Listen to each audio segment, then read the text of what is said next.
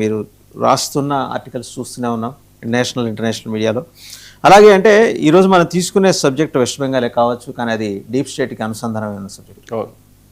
సయానీ ఘోష్ లేదా సయోని ఘోష్, ఎందుకంటే బెంగాలీ వాళ్ళకి ఓత్వాలు ఎక్కువ, సో వాళ్ళు అలాగే పిలుస్తుంటారు. కరెక్ట్. జస్ట్ 33 years అండి, యంగెస్ట్ ఎంపీ ఆవిడ. Very aggressive, very vocal and abusive language ఉపయోగించట్లో ఆవిడ తర్వాత ఎవరైనా. అసభ్య పదజాలవు, దైవదూషణ అండ్ విపరీతమైన ఉన్మత్త ప్రవర్తన, వీటన్నిటి care of address Sayani Ghosh. ఈరోజు ఆవిడ పాత్ర రకరకాల స్కామ్స్లో బయటకి వస్తూ ఉంది.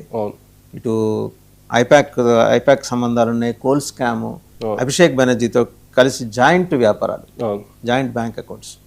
వాళ్ళని దేశం మొత్తం ఫోకస్, ఎందుకంటే దట్టు మనం ఇందాక హెడ్లైన్స్లో చెప్పాను. ఈరోజు వెస్ట్ బెంగాల్ సీఎం ఢిల్లీ వెళ్తున్నారు, తిరుగుబాటు ఎంపీలతో ఆయన అక్కడ. ఈ తిరుగుబాటు చేసిన ఎంపీల్లో ఈవిడ కూడా ఉంది, సంతకాలు పెట్టిన వాళ్ళు. మరి అక్కడికి వెళ్తుందా లేదా మనకి తెలియదు కానీ, బట్ ఈమె పేరు కూడా ఉంది, సంతకం కూడా ఉంది. ఎవరి సయానీ ఘోష్ ఆర్ సయోని ఘోష్? సో అక్కడ సయానీ ఘోష్కి ఆవిడ చాలా సామాన్యమైన కుటుంబం వాళ్ళది, లోవర్ మిడిల్ క్లాస్ ఫ్యామిలీ వాళ్ళది. కోల్కతాలో పుట్టి పెరిగారు వారు. వాళ్ళ పర్సనల్ డీటెయిల్స్ అంత లేకపోయినా వాళ్ళ తల్లి గారు, తండ్రి గారు, ఆవిడకి తమ్ముడు, అన్న ఉన్నారు. అంటే ఆవిడకి సోషల్ మీడియాలో చాలా ఫాలోవర్స్ ఉన్నారండి. ఆవిడకి ఫేస్బుక్లో దగ్గర ఒక 36 లక్షల మంది ఫాలోవర్స్ ఉన్నారు, ఇన్స్టాగ్రాము.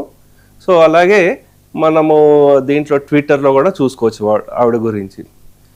అయితే ఆవిడ చదువుకున్నది 12వ తరగతి వరకు చదువుకున్నారు. సో ఆ చదువు అయిన తర్వాత ఆవిడ మోడలింగ్లో లేకపోతే చిన్న చిన్న యాడ్ ఫిలిమ్స్లో చేయడము, అవన్నీ దాంతోపాటు కొన్ని వెబ్ సిరీస్లో చేయడము. ఆ వెబ్ సిరీస్ కొన్ని ఎలా ఉంటే మనకు తెలిసిన వెబ్ సిరీస్లు అవి. సో వాటిలలో స్మాల్ టైమ్ మూవీస్లో కూడా చేసుకుంటూ వచ్చారండి. అంటే ఆవిడ చిన్నప్పుడే ఒక ట్రైన్డ్ సింగర్. ఎస్పెషల్లీ మనకి బెంగాలీస్లో ఏంటంటే ఈ కళల వైపు ఎక్కువ ఇంపార్టెన్స్ ఉంటుంది వాళ్ళకి. సో ఆ విధంగా ఆవిడ కొంచెము పోయట్రీ రాస్తూ ఉంటారు.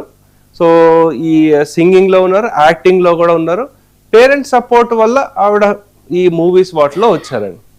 అప్పటి వరకు ఆవిడకి మీద అంత పెద్ద కాంట్రవర్సీ లేదు. కానీ 2015లో ఆవిడ ఒక ట్విట్టర్లో పోస్ట్ ఫార్వర్డ్ చేశారండి. అంటే ఒక శివలింగం పైన ఒక కాండోమ్ తొడిగిన పోస్ట్కి అట్లీస్ట్ ఈ కాండోమ్ ఇక్కడన్నా ఉపయోగపడుతోంది అన్న ఒక కమెంట్స్కి ఆవిడ ఫార్వర్డ్ చేయడం జరిగింది.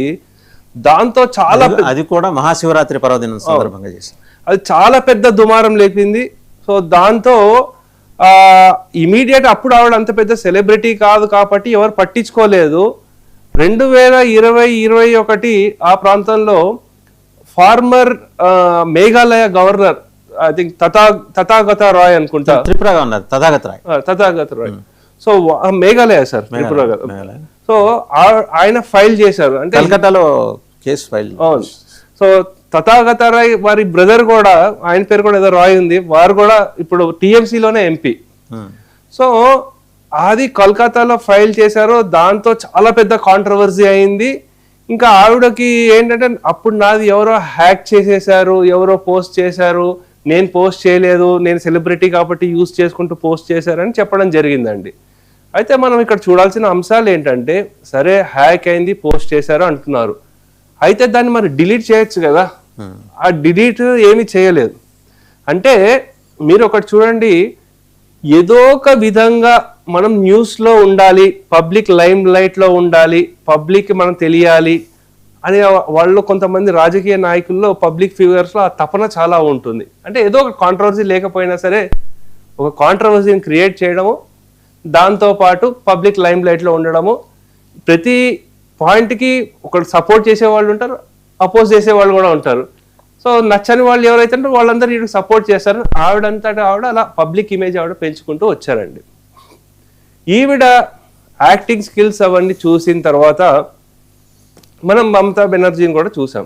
ఆవిడ రాజకీయ ప్రస్థానము, ఇలాగే స్ట్రీట్ ఫైటింగు, లేదంటే ఇంకా ఏంటంటే ఏదో ఒకటి లేని దాన్ని ఇంకా భూతద్దంలో చూపించేసి ఒక విక్టిమ్ కార్డ్ ప్లే చేసి ఆవిడకంటూ బిల్డ్ చేసుకునే ప్రొఫైల్ ఒకటి మనం చూస్తూ వచ్చాం.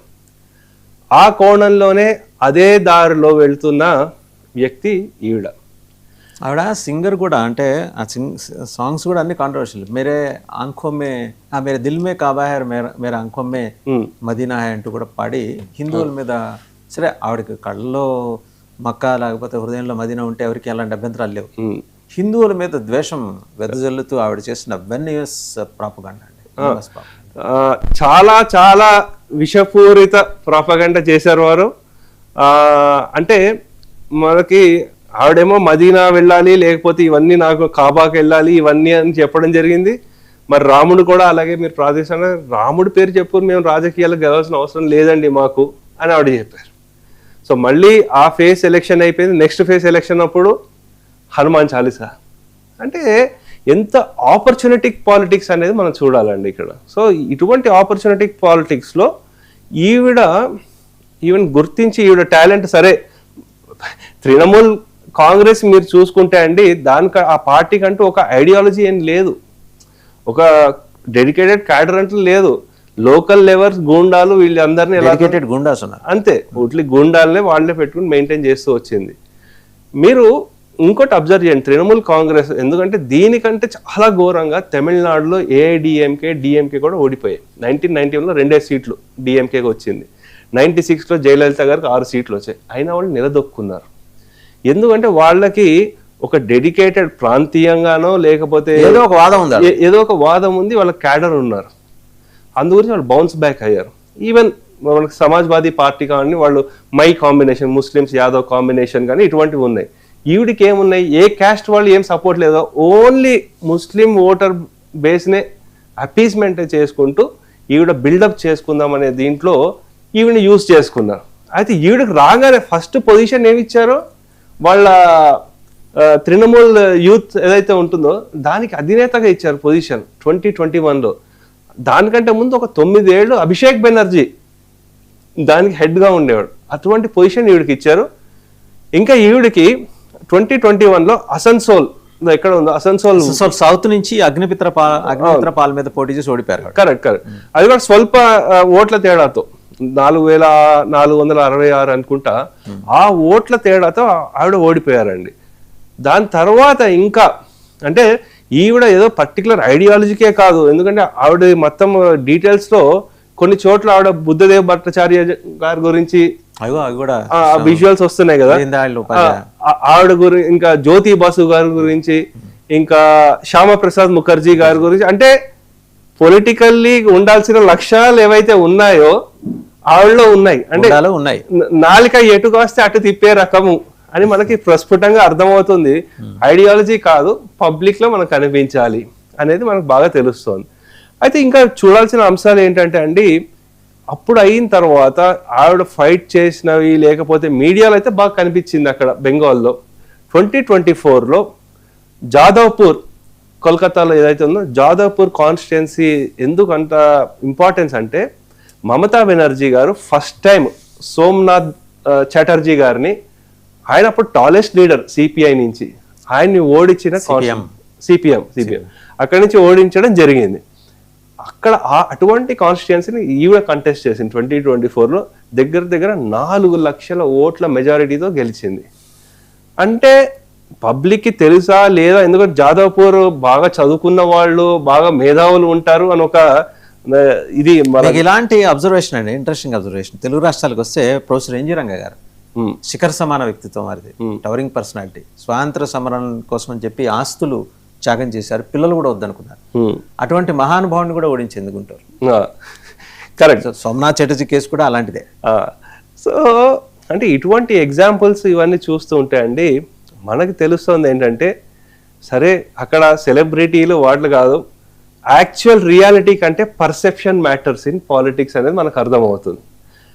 ఇంకా ఈవిడ గురించి చూసుకుంటే ఈవిడ మీద వచ్చిన కాంట్రవర్సీలు చాలా ఉన్నాయి. అంటే ఈ సోషల్ పోస్ట్లే కాకుండా ఇంకొక అంశం మనం చూసుకోవాల్సింది ఏంటంటే, ఈవిడ్ని 2023 ఆ సమయంలో ఈడీ వాళ్ళు బాగా 11 గంటలు దర్యాప్తు చేశారు. అసలు ఈవిడ డిక్లేర్ చేస్తున్న అసెట్స్ ఏంటి, ఈవిడకి ఎక్కడి నుంచి అంత సోర్స్ ఆఫ్ ఇన్కమ్ వస్తోంది, సామాన్యమైన కుటుంబము, ఓకే, మనం అక్కడ చూస్తున్నాం వారి తల్లిదండ్రులు ఒకటి. సో చాలా సామాన్య అంటే మామూలు మధ్యతరగతి లోవర్ మిడిల్ క్లాస్ ఫ్యామిలీ వాళ్ళ ఆస్పిరేషన్స్ ఎలా ఉంటుందో అవి కొంచెం చూపించడం. సో అటువంటివి ఉన్నాయి. సో అలా ఉండే వ్యక్తి సడన్ గా ఇంత పాపులారిటీ ఎలా వచ్చింది? దాంతోపాటు ఈవిడ టాలెంట్ అవన్నీ గమనించి మమతా బెనర్జీ గారు త్రిపురకు పంపించారు. అక్కడ బిప్లబ్ దేవ్ ఆయనది ఈ పబ్లిక్ మీటింగ్ ఏదో కేలా హోబేనో ఏదో అంది అక్కడ వెళ్ళి ఎలక్షన్ ర్యాలీలో. అది ఏంటంటే ఆ వెహికల్ అక్కడ ఉండే క్రౌడ్ మీద కూడా తీసుకెళ్లిపోతోంది అన్న కాంట్రవర్సీ వచ్చింది. ఆవిడ మీద చాలా పెద్ద కేసు అయింది, ఇంకా నడుస్తోంది ఆ కేసు. సో ఇవి కాకుండా ఈ స్టాఫ్ సెలక్షన్ కమిషన్ ఎస్ఎస్సి ఏదైతే ఉంటుందో దాని మీద చాలా పెద్ద కాంట్రవర్సీ అయ్యింది. దాంతో అతని పేరు కునాల్ ఘోష్ అనుకుంటా, ఆయనకి వీళ్ళిద్దరు కూడా ఏదో రిలేషన్ ఉంది అక్కడ, ఇవి అనేది పెద్ద కాంట్రవర్సీ అయింది. ఇంకా అభిషేక్ బెనర్జీనే దగ్గరుండి అంటే టీఎంసీ కూడా రెండుగా చీలిపోయింది. ఒకటి ఏంటంటే మమతా బెనర్జీకి లాయలిస్టులుగా ఉండేవాళ్ళు అంటే వీళ్ళు పవర్లో ఉండేటప్పుడే, ఇంకో వాళ్ళు వచ్చేసరికి ఈ అభిషేక్ బెనర్జీ టీము ఐపాక్ అంటే ఐపాక్ వాళ్ళ టాలెంట్ ఇది అనమాట. ఎక్కడి నుంచి ఉంటారో స్పెసిఫిక్ గా వాళ్ళని తీసుకురావడము, పబ్లిక్ ఫిగర్లను చూపించడము, ఈ ఓట్లను తీసుకొచ్చే వాళ్ళ టాలెంట్, వాళ్ళ ఉండేదాన్ని ఇంకా యాంప్లిఫై చేయడం. ఒక విధంగా చెప్పాలంటే అండి, అమిత్ షా గారు బీజేపీ నెగ్గిన తర్వాత ఇటువంటి ట్రాప్లో పడకుండా బీజేపీని కాపాడారు. ఎందుకంటే అప్పుడు కూడా అందరూ ఈ ఐపాక్ చాలా పెద్ద ఇది మోదీ గారికి చాలా చేసేసింది ఇలా అనుకున్నారు. కానీ ఈ ఐపాక్ వల్ల ఎన్ని నష్టాలు ఉంటాయి అనేది డైరెక్ట్ ఎగ్జాంపుల్ మనకి టీఎంసీ అండి. వాళ్ళు చేసేది కొంచెం ముందరకు వస్తే జగన్మోహన్ రెడ్డి గారిని అడిగి చెప్తారు ఆయన. వారు కూడా చెప్తారు, డెఫినెట్లీ వారు చెప్తారు. ఈవెన్ డిఎంకే స్టాలిన్ కూడా చెప్పగలుగుతారు. ఆ సమయంలో కొంచెం పుష్ ఇస్తారు, తర్వాత వాళ్ళు ఇంకా అయిపోతుంది, నిండా మునిగిపోతారు. సో యూపీలో అఖిలేష్ యాదవ్ కూడా మంచి అనుభవాలు ఉన్నాయి వారితో పాటు. యూపీకే దో లడికే అనే ఒక క్యాంపెయినింగ్ చేశారు. సో అది కూడా చాలా పెద్ద కాంట్రవర్సీ. అయితే మనం ఇక్కడ చూసుకోవాల్సిన అంశాలు ఏంటి? ఇటువంటి యంగ్ లీడర్ ఏంటి ఆవిడ పరిస్థితి? ఈవిడ రోల్ మోడలా నిజంగా ప్రజలకి? అంటే ఒక విధంగా చూస్తే మిడిల్ క్లాస్, ఎటువంటి ఆస్తుపాస్తులు లేవు, పెద్దగా సెలబ్రిటీ అంటే అంత పెద్ద సెలబ్రిటీ కూడా లేదు, యాడ్ సినిమాలు అవి ఇవి చేసుకుని వచ్చి ఆవిడ బి గ్రేడ్ సినిమాల్లో నటించారు. కరెక్ట్.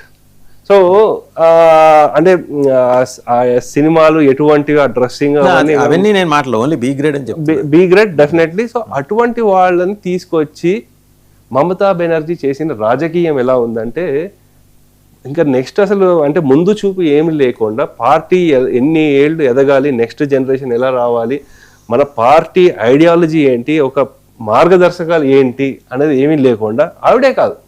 మీరు చూస్తే ఈ కొంతమంది నుస్రత్ జహాన్ అని ఉంది, ఆవిడని కూడా తీసుకొచ్చారు, సినిమా హీరోయిన్ ఆవిడని కూడా తీసుకొచ్చేసారు. సరే, ఆవిడ మమతా బెనర్జీ గారి కమెంట్లు అన్నీ ఎలా ఉండేవంటే ఈ వీళ్ళు గుజరాత్ వాళ్ళు వచ్చి బెంగాల్ని పాలిస్తున్నారు, ఢిల్లీ నుంచి శాసించే ప్రయత్నాలు చేస్తున్నారు అన్నారు. నిజంగా అలా అయితే ఈవిడ పంజాబ్ వెళ్ళింది, గుజరాత్ వెళ్ళింది, గోవా వెళ్ళింది, అన్ని చోట్ల వెళ్ళింది. అదే కాకుండా మరి అవుట్ సైడర్స్ అన్న వ్యక్తి శత్రుఘ్న్ సిన్హా ఎక్కడ వాడండి? బీహార్ నుంచి వచ్చాడు.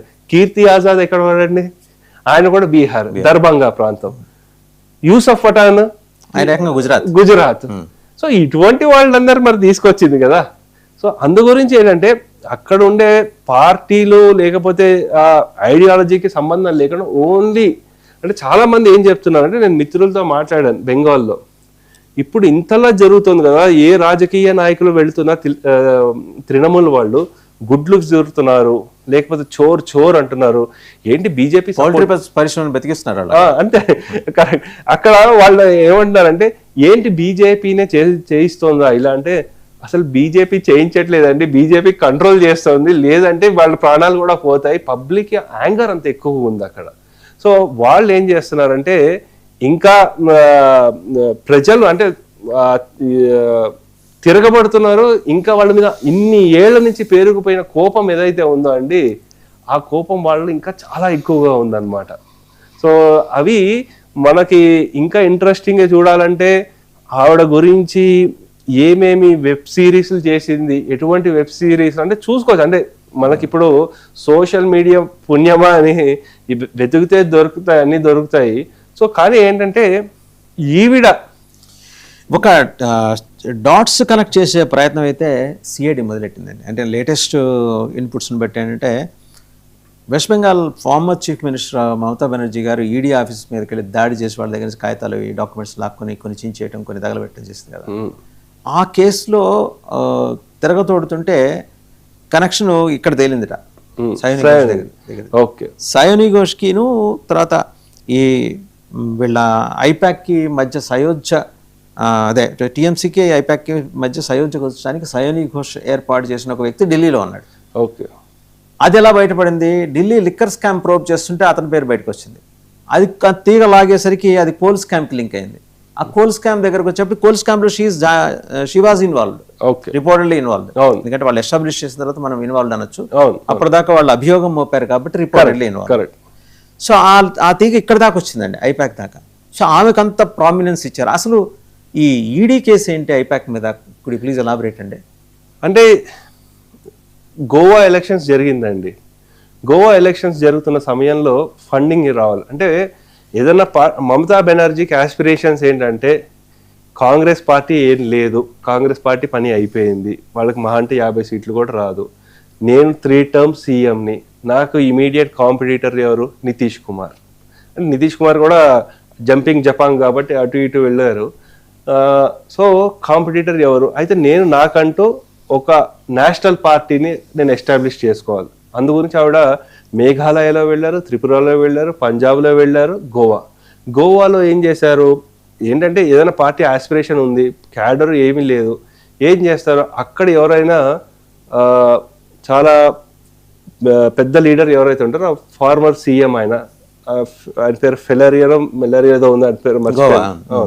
అయితే ఫార్మర్ సీఎంని ఆయనని తీసుకుని ఆయనకి విపరీతమైన ఫండింగ్ ఇచ్చారు. అంటే ఎలాగైనా మంచి క్యాండిడేట్ తీసుకుని మన సంఖ్య పెంచండి. దానికి మొత్తం డీల్ సెట్ చేసిన వ్యక్తిలో ఐపాక్ వాళ్ళు మహువా మోత్రా అక్కడ దానికి ఈవిడ టీం నుంచి హెడ్ చేయడానికి బ్యాక్ అండ్ సపోర్ట్ అంతా ఈవిడ. సో దీనికి ఇంత ఫండింగ్ ఎక్కడి నుంచి వచ్చింది అంటే కోల్ ఏవైతే ఉందో దాంట్లో ఉండే మైనింగ్ ఏవైతే ఉన్నాయో దాంట్లో ఇల్లీగల్లీ వచ్చిన డబ్బులు ఐపాక్కి రూట్ చేశారు. దాని నుంచి అవి గోవాలో ఎలక్షన్స్ చేయడానికి చేశారు. సో బ్యాక్ ఎండ్లో ఎవరెవరైతే ఇన్వాల్వ్ అయినారో అవన్నీ మనకు బయటికి వస్తున్నాయండి. సో అది ఈ బ్యాక్ సైడ్ ఇంకా ఏవైతే జరుగుతుందో అంటే పూర్తి దర్యాప్తు జరుగుతోంది, రిపోర్ట్ రాలేదు, కానీ దీంట్లో ఈవిడ పాత్ర ఏముంది అనడానికి ఇది ఒక ఇండికేషన్. ప్రిలిమినరీ ఇన్వెస్టిగేషన్ లో ఏంటంటే ఈవిడ ఇన్వాల్వ్మెంట్ ఉన్నట్టు ఎస్టాబ్లిష్ అయింది. ప్రిలిమినరీ అదే need to be probed further also. Correct. అయితే వాళ్ళకి ఏంటంటే కోల్ స్కామ్ మీద ఎక్కువ ఫోకస్ పెట్టింది ఇప్పుడు సిఐడి. కోల్ స్కామ్ లో ఈవిడ చాలా ప్రామినెంట్ గా ఇన్వాల్వ్ అయింది. కరెక్ట్. సో ఈ డబ్బుని రొటేట్ చేయటం, మనీ లాండరింగ్, వీటిల్లో ఆవిడ ఆరితేరి ఉన్నారు. బంగ్లాదేశ్కి ఇటు మనీ లాండరింగ్ ద్వారా బంగ్లాదేశ్కి అక్కడికి పంపించడం, అక్కడి నుంచి ఇక్కడ తెప్పించుకోవటం, అండ్ డ్రగ్స్ రాకెట్, తర్వాత హ్యూమన్ ట్రాఫికింగ్. మెయిన్ అంటే దరిద్రం వెస్ట్ బెంగాల్లో హ్యూమన్ ట్రాఫికింగ్ పాల్పడిన టీఎంసీలలో ఎక్కువ మంది మహిళలే. సో అది చాలా దారుణం అండి. అది మనం ముఖ్యంగా చూసుకుంటే ఈ డైమండ్ హార్బర్ ఏదైతే ఉందో అక్కడ హ్యూమన్ ట్రాఫికింగ్, డ్రగ్ ట్రాఫికింగ్ అంటే మీరు మణిపూర్లో కూడా వన్ ఆఫ్ ద రీజన్స్ అక్కడ జరుగుతున్న కాంట్రవర్సీలకు ఏంటంటే ముఖ్యము ఈ డ్రగ్స్ అండి, డ్రగ్స్ కార్టెల్ అక్కడ మయన్మార్ ఇవన్నీ. కానీ వీటిని వేరే చోటికి పంపించాలంటే ఒక పోర్ట్ కావాలి. ఆ పోర్ట్ ఏదంటే ఈ డైమండ్ హార్బర్.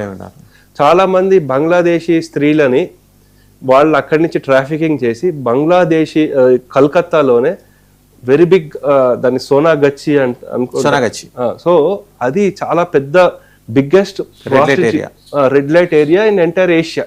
సో అటువంటి ఏరియా అక్కడి నుంచి భారతదేశంలో వేరే ప్రాంతాలకు కూడా డిస్ట్రిబ్యూట్ చేస్తున్నాం. అంటే ఇన్హ్యూమన్ థింగ్స్ అనమాట అవన్నీ. అవి చెప్పలేము, అంత దారుణమైన. అంటే వీళ్ళు పవర్ గురించి చూసి చూడకుండా వదిలేయడం జరిగింది.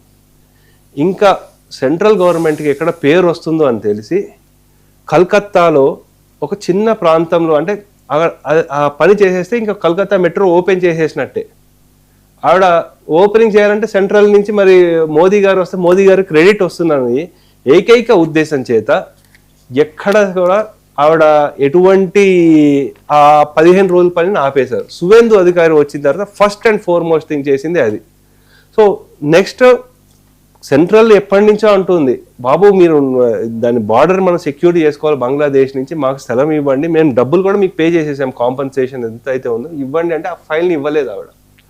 అంటే వీళ్ళందరూ ఒక లాబీ లాగా ఫార్మ్ అయ్యి ఓట్ల గురించి, పవర్ గురించి, ప్రతి చిన్న వాళ్ళ దగ్గర నుంచి, అంటే ఒక పానీపూరి దుకాణం పెట్టుకుంటే వాళ్ళ దగ్గర నుంచి కూడా మహా అంటే అతనికి ఎంత వస్తుందని రోజుకి 1500 2000 వస్తుంది, వాళ్ళ దగ్గర నుంచి కూడా నెలకి 10,000 15,000 కట్ మనీ. ఎవరైనా బెంగాల్లో వెళ్తూ ఉంటే అక్కడ ఒక టోల్ మామూలుగా ఉంటుంది, అది కాకుండా దానికంటే ముందు ఈ టీఎంసీ వాళ్ళు ఉండి వాళ్ళకి టోల్ పే చేయాల్సి వచ్చేది. సో ఇటువంటి వాటిలందరినీ సపోర్ట్ చేయడం, ఈ డబ్బుతో మిగతా రాష్ట్రాల్లో వీళ్ళు ఫండింగ్ చేసుకుంటూ రావడము, కంటెస్ట్ చేస్తూ రావడము, ఈ ప్రయత్నాలు వీళ్ళు చేస్తూ వచ్చారండి. సో ఇటువంటి అంటే ఈవిడ ఒక్కరే కాదు, మనం చూసుకుంటే అండి ఈ మహువా మొయిత్రా కూడా చూసాం మనము, ఆవిడ కూడా. సో వీళ్ళలో ఇంకా సెలబ్రిటీలు చూస్తే ఈ మహువా మొయిత్రా గురించి మనకు తెలిసిందే, ఎందుకంటే దుబాయ్లో ఉండే వాళ్ళకి అసలు ఏ ప్రశ్నలు అడగాలో ఆన్లైన్లో ఆవిడ లాగిన్ క్రెడెన్షియల్సే ఇచ్చేసింది. అంటే హీరా నందిని గ్రూప్ వాళ్ళు ఎవరైతే ఉన్నారో వాళ్ళకి ఇచ్చేసి ఆ ప్రశ్నలు అడగడం అవి చేసిందండి. సో ఆవిడ హావభావాలు అవన్నీ పబ్లిక్ మీడియాలో మనం చూసాము ఎలా బిహేవ్ చేస్తుందో. సో అదొకటి. నెక్స్ట్ ఇప్పుడు మిగతా మినీ చక్రవర్తి, నుస్రత్ జహాన్, వాళ్ళు కూడా చాలా పాపులర్ వాళ్ళు. సో అంటే మనం యూజువల్లీ రాజకీయ నాయకులు లేకపోతే రాజకీయ పార్టీలు సెలబ్రిటీలు ఎందుకు డిప్లాయ్ చేస్తారంటే, ఒకటి అక్కడ లోకల్ ఫ్యాక్షనిజం ఏమైనా ఉన్నా వీళ్ళకి ఎంతో అంత ఫాలోయింగ్ ఉంటుంది కాబట్టి పెద్ద ఖర్చు ఏం పెట్టక్కర్లేదు అన్న ఉద్దేశంతో డిప్లాయ్ చేస్తారు.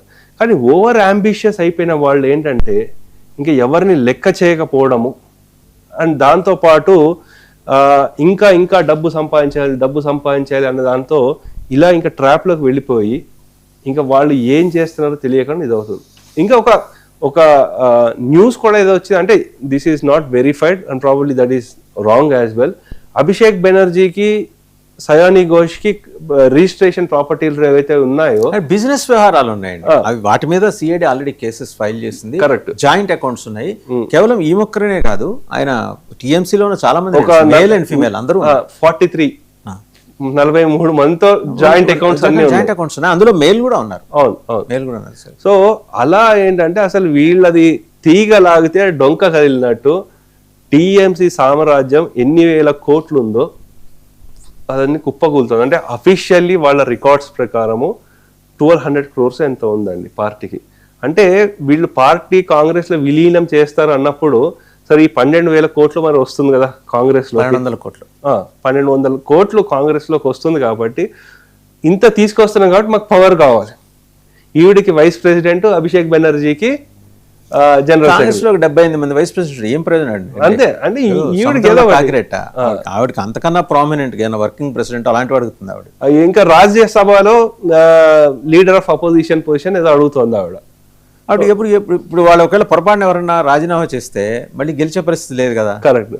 అంటే ఇప్పుడు కాంగ్రెస్ పాలిత రాష్ట్రాలు ఉన్నాయి కదా, కేరళ నుంచి ఏమన్నా ఒకటి దొరికే ఛాన్స్ ఉంది, ఎందుకంటే కేరళలో కాంగ్రెస్ ఉంది కాబట్టి కొత్తగా అక్కడ, లేకపోతే ఇంకా మనకి ఇక్కడ తెలంగాణ నుంచి ఏమైనా చేస్తారేమో మరి తెలియదు. మీనాక్షి నటరాజన్కి వెన్నుపోటు పడిచారు. సో ఐ డోంట్ థింక్ అంటే ఈవెన్ ఎంటర్టైన్ చేస్తారని అయితే కరెక్ట్. బట్ ఈమె ఇంకేదో అడుగుతోంది. అంటే ఇప్పుడు చచ్చిపోయిన ఇండి కూటమికి ఇవిడ ఆక్సిజన్ సిలిండర్లు తీసుకుని మనం వెళ్ళింది కాన్స్టిట్యూషన్ క్లబ్కి. తీరా ఆక్సిజన్ సిలిండర్లు అక్కడ వాటిని అటాచ్ చేసే లోపలే మొత్తం గాలంతా 20 మంది టీఎంసీ ఎంపీలు భూపేంద్ర యాదవ్ ఇంట్లో లాగేశారు. ఈ సయోని ఘోష్ కూడా ఆ సైన్ చేసిన వాళ్ళు సయోని ఘోష్ కూడా ఉన్నారు, ఆవిడ ఉన్నారు. సో ఇక్కడ ఏంటంటే బీజేపీ కూడా ఇటువంటి, నేను అనుకోవడము వీళ్ళు స్ప్లిట్ అయ్యి సపరేట్ గ్రూప్ అవుతారు, అంతేగాని ఇటువంటి వాళ్ళని కూడా వీళ్ళు ఒకవేళ పార్టీలో జాయిన్ చేసుకుంటే అది జరగకపోవచ్చు అండి. ఎందుకంటే దాని మీద అటు అమిత్ షా కానీ సువేందు అధికారి కానీ ఆ మాటకు వస్తే ప్రైమ్ మినిస్టర్ కానీ క్లారిటీ ఉంది. సువేందు అధికారి ఫస్ట్ కండిషన్, ఎట్టి పరిస్థితుల్లో అక్కడి నుంచి వచ్చే వాళ్ళని తీసుకో, వాళ్ళు ఏదన్నా స్ప్లిట్ అవే గ్రూప్, మేము ఫలానా చోట కూర్చుంటామండి మొత్తం 10 మంది ఏదో మీ సంతోషం అంటారు. సో వీళ్ళకి చోట 10 మంది కుర్చీలు చూపిస్తారు, 20 మంది. వీళ్ళు ఏంటంటే తృణమూల్ కాంగ్రెస్ గానే వ్యవహరిస్తారు, వాళ్ళ గౌరవ అధ్యక్షులుగా మమతా బెనర్జీయే ఉంటారు. అంటే మనం చూసాం కదా ఎన్సిపి పార్టీ వాళ్ళు కూడా పార్టీ నుంచి విడిపోయినా సరే శరద్ పవారే మా లీడరు అలా ఉంటుంది. వీళ్ళు కూడా అలాగే ఉంటారు. కానీ ఇప్పుడు ప్రాబ్లం ఎలా ఏమొచ్చిందంటే టీఎంసీకి పెద్ద పెద్ద లీడర్లు, ఇప్పుడు సుదీప్ బందోపాధ్యాయ అంటే బెనర్జీ అని చెప్పారు, మనకి చటోపాధ్యాయ అంటే చటర్జీ. సో ఆయన మమతా బెనర్జీతో కలిసి అంటే ఆయనకి ఇప్పుడు 77 years ఆయన మమతా బెనర్జీకి థిక్కెస్ట్ అంటే వాళ్ళిద్దరు కలిసి పార్టీని బిల్డ్ చేశారు. ఆయన కూడా ఇప్పుడు అమిత్ షాను కలిశారు. కళ్యాణ్ బెనర్జీ అడ్వకేట్, మమతా బెనర్జీ ఏం రిక్వెస్ట్ పెట్టింది, ఈ అభిషేక్ బెనర్జీకి కోర్టులో వాళ్ళు అరెస్ట్ ఇంట్రాగేషన్ చేస్తున్నారు, ఆయనకు గురించి నువ్వు వెళ్ళు మాట్లాడు కోర్టులో అని. ఇది నేను చెయ్యను, నువ్వు ఇద్దరు ఎవరినో ఒకరిని డిసైడ్ చేసుకో, నీకు అభిషేక్ బెనర్జీ కావాలా నేను కావాలా, అంతేగాని వాడి కేసు నేను వెళ్ళి ఫైట్ చేయను. ఇతను చాలా ఆరోగెంట్, ఎవరిని లెక్క చేయడు, పెద్దల్ని గౌరవించడు, అటువంటి వ్యక్తిని నేను ఎందుకు చేయాలి అంటే వీళ్ళందరికీ ధైర్యం వచ్చింది, ఎందుకంటే ఓడిపోయింది కదా, లేకపోతే ఎవరు క్వశ్చన్ చేసేవాళ్ళు. సో అందు గురించి ఏంటంటే ఇటువంటి సెలబ్రిటీలు వీళ్ళందరూ నిజంగా సెలబ్రిటీలు బాగా అంటే రాజకీయ సేవ చేద్దామని వచ్చి సక్సెస్ఫుల్ అయిన చాలా తక్కువ మంది. ఈవెన్ అమితాబ్ బచ్చన్ కూడా ఫెయిల్ అయ్యారు కదండి. సో నాకు తెలిసి దక్షిణాదిలో చూసుకుంటే మనకి ఎన్టీఆర్ గారు, ఎంజీఆర్ గారు, జయలలిత, మనకి మహారాష్ట్రలో సునీల్ దత్ గారు, మిగతా రాజ్ బబ్బరు లేకపోతే జయప్రద వీళ్ళందరూ అంత సక్సెస్ఫుల్ ఏమీ ఓకే మల్టిపుల్ టైమ్స్ ఎంపీలు అయ్యారు కానీ ప్రభావశీల రాజకీయాలు అయితే వాళ్ళు నడపలేకపోయారు. అవును, ఈవెన్ ఈయన కూడా మనకి సన్నీ డియోల్ వీళ్ళందరూ వచ్చారు కానీ ఏం చేశారు, దాని తర్వాత ఏం లేదు కదా, అందరూ ముంబైలో ఉండడం ఇవన్నీ చేశారు. అలా నిజంగా సెలబ్రిటీలు ఎవరైతే ఉండి రాజకీయ సేవ చేయాలనుకున్నారో చాలా తక్కువ మంది. ఈ దీంట్లో చూసుకుంటే అండి మనం అప్రిషియేట్ చేయాల్సిన వ్యక్తిలో మిథున్ చక్రవర్తి అండి. సో మిథున్ చక్రవర్తికి చాలా మంది అంటే మనకి బబ్లు సుప్రియో ఉన్నారు కదా సింగర్, ఎప్పుడైతే పార్టీ ఓడిపోయిందో ఇమీడియట్ గా టీఎంసీ సైడ్ జంప్ అయిపోయాడు. అయితే మిథున్ చక్రవర్తి అలాగా నిలబడ్డారు, గట్టి ఉండి ఫైట్ చేశారు, క్యాంపెయిన్ చేశారు. సో అందు గురించి మిథున్ చక్రవర్తికి వాల్యూ ఉంటుంది. సౌరవ్ గంగూలీని చాలాసార్లు బీజేపీ వాళ్ళు పార్టీలోకి పిలిచారు, బీసీసీ ప్రెసిడెంట్షిప్ ఇచ్చారు, అన్ని ఇచ్చారు. అంటే చాలా మంది అంటారు బీజేపీ ఏం చేస్తుంది అని. అఫ్ కోర్స్ అవన్నీ పవర్ లో ఎవరు చేతిలో ఉంటే వాళ్ళే. వివరణ ఇచ్చుకున్నాడు యూసుఫ్ పఠాన్ విషయంలో సౌరవ్ గంగూలీ. మామూలుగా Sourav Ganguly stature BCC president, former Indian cricket captain, అంటే అది ఆ హోదా వేరు అండ్ దానికి ఉండే డెకోరం వేరు. ఆయన నాకు అలాగే సౌరవ్ గంగూలీ మీద వస్తున్న వార్తా కథనాలకి నాకు సంబంధం లేదు, తప్పుడు కథనాలని ఒక 2 లైన్లు రాస్తే సరిపోయింది. ఒక చాట్ రాసాడు ఎక్స్ప్లెనేషన్, రావు గారు నన్ను ఇన్వాల్వ్ చేయకండి, యూసుఫ్ పఠాన్ విషయం నాకు తెలియదు, నేనేమి అతన్ని బయటకు రమ్మని చెప్పలేదు, లోపల ఉండమని చెప్పలేదు, నా సిఫార్సు అతను ఏదో టీఎంసీ ఎంపీ అయ్యాడని అంటున్నారు, నేను పరిచయం చేశాను అంత మాత్రమే, నాకు ఈ ఎపిసోడ్ మొత్తం మీద ఎక్కడ సంబంధం లేదు. ఎందుకంటే కొన్నాళ్ళుగా అతని వ్యవహార శైలి మీద బీజేపీ కూడా గురుగా ఉంటుంది. అతనికి ఇన్ని పదవులు ఇచ్చి కట్టబెట్టినా కూడా అతను is sowing his loyalties towards Mamata Banerjee. Correct. So ఈ పరిస్థితుల్లో ఇప్పుడు నూరి మంగళ మీద పడ్డట్టు నాకు సంబంధం లేదు యూసుఫ్ పఠాన్ విషయం. చివరికి యూసుఫ్ పఠాన్ సంతకం పెట్టాడు, యూసుఫ్ పఠాన్ కూడా సంతకం పెట్టాడు. సో నాకు ఆశ్చర్యం వేసిన విషయం ఏంటంటే ఈ సంతకం పెట్టిన వాళ్ళలో చాలా మంది ముస్లింలు ఉన్నారు. యూజువల్లీ ముస్లింలు not supportive of BJP, that is a fact. So అటువంటి వాళ్ళు కూడా తిరగబడుతున్నారు. అంటే రెండు మనం గమనించాలి. ఒకటి పవర్ దగ్గరకు వచ్చేసరికి కులము లేకపోతే మతం ఇవంతా ఏం పనికి రాదు, అది వేరేది అయిపోతుంది. ఇంకోటి ఏంటంటే వాళ్ళు ఇండియన్ ముస్లిమ్స్ ఎవరైతే ఉన్నారో బెంగాల్లో వాళ్ళు కూడా బీజేపీకి సపోర్ట్ చేస్తున్నారని మనం చూడొచ్చు. ఇండియన్ ముస్లిమ్స్ చేస్తున్నారు, బంగ్లాదేశ్ నుంచి వచ్చిన వాళ్ళు కాకుండా ఇండియన్ ముస్లిమ్స్ కూడా. అంటే అక్కడ ప్రజలు ఎంత ఫ్రస్ట్రేట్ అయిపోయి ఉన్నారు అని చెప్పడానికి ఎస్పెషల్లీ మాల్దా, ముర్షిదాబాద్లో ఉండే ముస్లిం ఎంపీలు టీఎంసీకి సపోర్ట్ చేస్తూ టీఎంసీ నుంచి బయటికి వచ్చి ఎన్డీఏకి సపోర్ట్ చేస్తామని లెటర్ ఇచ్చారు అంటే అది చాలా పెద్ద విషయం. సో ఈ లెటర్ చూడండి, సౌరవ్ గంగూలీ రాశాడు, పాపం ఎంత వివరణ ఇచ్చుకున్నాడు, 5-6 పేరాలు వివరణ ఇచ్చుకున్నాడు. నాకు సంబంధం లేదండి యూసుఫ్ పఠాన్ ఎపిసోడ్ తోటి, దయచేసి నన్ను ఇందులోకి లాగద్దు అంటే భయపడ్డాడు. గుమ్మిడికాయ దొంగ ఎవరంటే భుజాలు తడుకున్నట్టు అండి.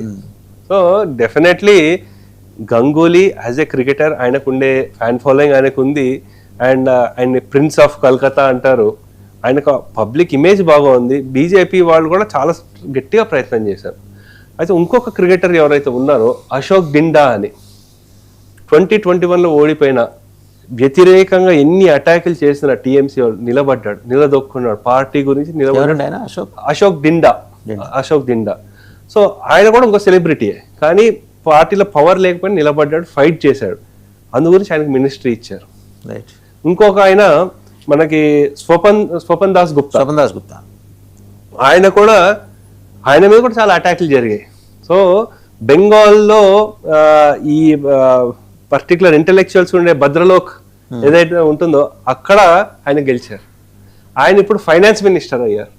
అంటే పార్టీ బీజేపీ కూడా పార్టీ పరంగా నేను అబ్జర్వ్ చేస్తుంటే ఏంటంటే, అద్వానీ గారు వాజ్పేయి గారి హయాంలో ఎలా ఉండేదంటే పార్టీకి లాయల్గా ఉండేవాళ్ళు, లేకపోతే వాళ్ళ మీద ఎటువంటి కరప్షన్ అలిగేషన్ లేని వాళ్ళనే మనం చేర్చుకుంటాం పార్టీలో, వాళ్ళనే పదవులు ఇస్తాం.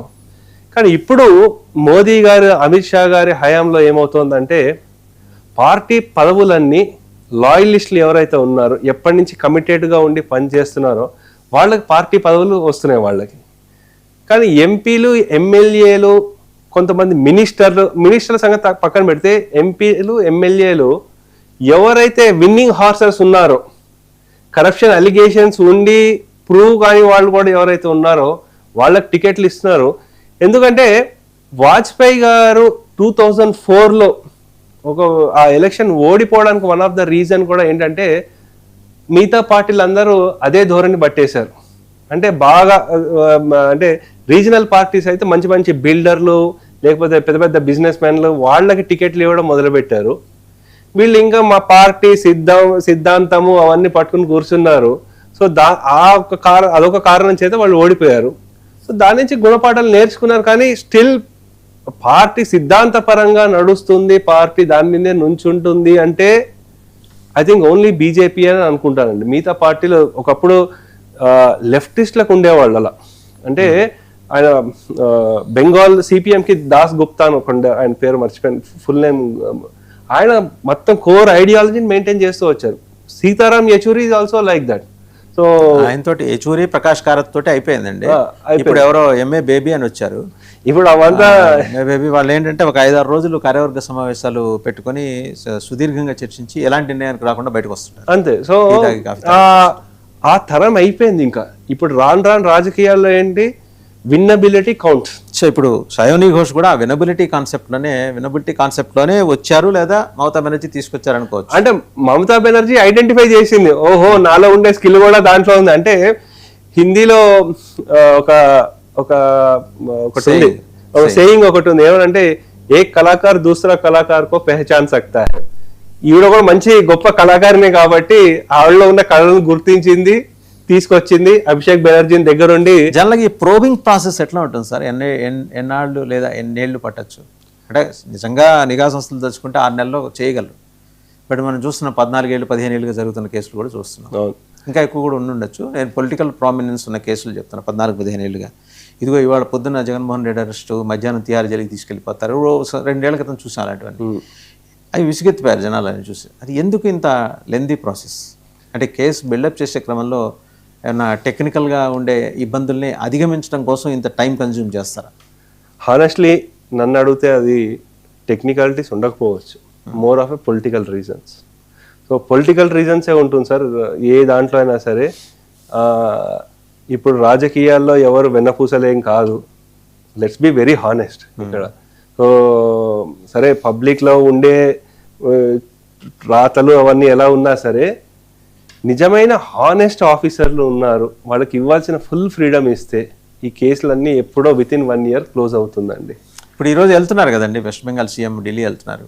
ఇవిడేమైనా వెళ్ళి కలిసే అవకాశం ఉందా? తిరుగుబాటు ఎంపీలు ఎవరు కూడా ఉందిగా, కలుస్తారేమో తెలియదు మనకి. 20 మందిలో శత్రుఘ్న సిన్హా కూడా సంతకం పెట్టి మన్నాడు యూటర్న్ తీసుకున్నాడు. ఆయన అబ్బాయి పేరు నాకు సంబంధం లేదు, నా పేరు గుర్తునే అందులో పెట్టారు, నా సంతకం నాది కాదని. ఈవిడ కూడా అలాగ అనొచ్చా ఏమో మరి. అంటే ఈవిడ ఓవర్ అంబిషియస్గా ఉన్నారు. ఓవర్ అంబిషియస్గా ఉండే వ్యక్తులు ఏంటంటే వాళ్ళకి పార్టీ సిద్ధాంతము వీటితో సంబంధం ఉండదు. ఏం పవర్లో ఉండడం ఇంపార్టెంట్. ఒక రోజేమో నా మనసు హృదయము అంతా మక్కాలో ఉంది, నేను వెళ్ళి అల్లాని దర్శనం చేసుకోవాలన్న వ్యక్తి ఇమ్మీడియట్ సెకండ్ ఫేజ్ రాగానే హనుమాన్ చాలీసాని జపించడం మొదలుపెట్టింది ఆవిడ. ఇటువంటి వ్యక్తులను ఎలా నమ్మగలుగుతారు? అంటే ఈవిడ పార్టీలో ఎలా ఉండగలుగుతుంది? ఈవిడకి అసలు ఏముందని ముందు రాజకీయంలో రాకముందు ఏమిటి ఈవిడ పరిస్థితి? పెద్ద ఆస్తిపరులా, లేకపోతే పెద్ద పెద్ద అమితాబ్ బచ్చన్ లాంటి యాక్టరా? ఏముంది ఈవిడికి? పవర్ ఎలా అయినా మనకు రావాలి, దానికి దేన్నైనా తెగిస్తాను అన్న ఇది. ఆ ఓవర్ అంబిషియస్ అలాంటి ఉండేవాళ్ళని, ఓవర్ ఆస్పిరేషన్స్ ఉండేవాళ్ళు ఏమన్నా చేస్తారు. సో అందు గురించి మన పార్టీ ఆవిడ జంప్ చేసినా మనం ఆశ్చర్యపోకర్లేదు. ఏదో ఒక జస్టిఫికేషన్ ఇస్తుంది, మంచిగా పాడగలుగుతుంది, చూడడానికి బాగానే ఉంటుంది, యూత్ ని అట్రాక్ట్ చేసే కేపబిలిటీ ఉంది. సో పబ్లిక్ లో ఒక charisma either because of good reasons or bad reasons. అంటే రెండే ఆప్షన్స్ ఉన్నాయండి. అభిషేక్ బెనర్జీ లూప్ హోల్స్ తెలుసుకోవాలంటే అనే ఉద్దేశంతో అయితే ఆమెను పిలవచ్చు, పిలిచి మొత్తం అవి చెప్పించుకోవచ్చు, లేకపోతే అప్రూవర్గా మార్పించి పార్టీలో నీకు ఏదో మహిళా విభాగం ఇస్తాం, ఇంకోటి ఆవిడ already she is youth wing president west Bengal TMC, అలాంటిది ఏదో ఇస్తామని ల్యూర్ చేయొచ్చు. అయితే which is in contrast to the decision of Suvendu అధికారి. కరెక్ట్. ఎందుకంటే ఆయన వీళ్ళ ఈ బ్యాడ్ ఎలిమెంట్స్ చేతిలో ఇబ్బందులు పడిన ఆయన చాలా మంది క్యాడర్స్ కూడా 300 మంది కోల్పోయింది. కరెక్ట్.